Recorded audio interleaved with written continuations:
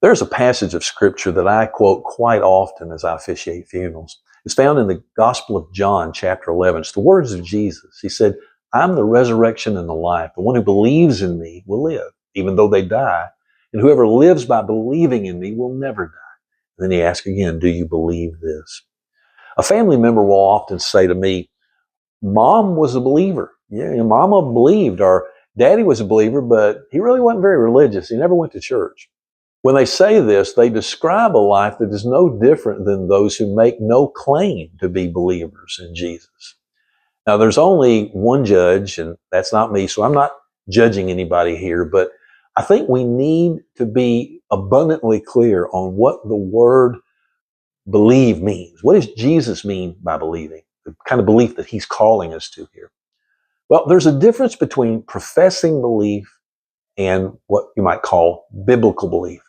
Professing belief is when we mentally assent to a tenet or a statement of fact that something's true. It's an acknowledgement that we believe an idea or an assertion is valid. However, this type of belief doesn't impact the essence of who we are. It doesn't really change our life. For example, let's say that there's a woman who said that she believes that smoking is harmful to one's health.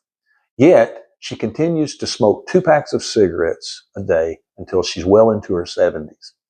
Now, she has a professing belief that did not impact the essence of who she was, and therefore it did not transform the direction of her life.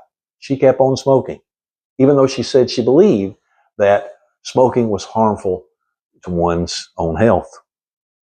But let's say the same woman visits a friend in the hospital who was smoking with the assistance of a machine that allowed her to smoke even though her lips had been eaten away by cancer. For the first time, this woman has seen the dangers of smoking, and she truly believes it, so much so that she never smokes another cigarette the rest of her life. See, this is what true biblical belief does. It transforms the heart. It transforms the direction our lives are going in. And it illustrates that professing belief is really no belief at all. Biblical belief in Jesus Christ includes the following. It's an awareness of your powerlessness and helplessness in the face of your sinful condition. And that's something that we all have, myself included. We've all sinned and fallen short of the glory of God. Secondly, biblical belief acknowledges not only the historical person of Jesus, but also his authority over all your life. And then finally, it's a transferal of trust from anything or anyone else to Jesus Christ alone.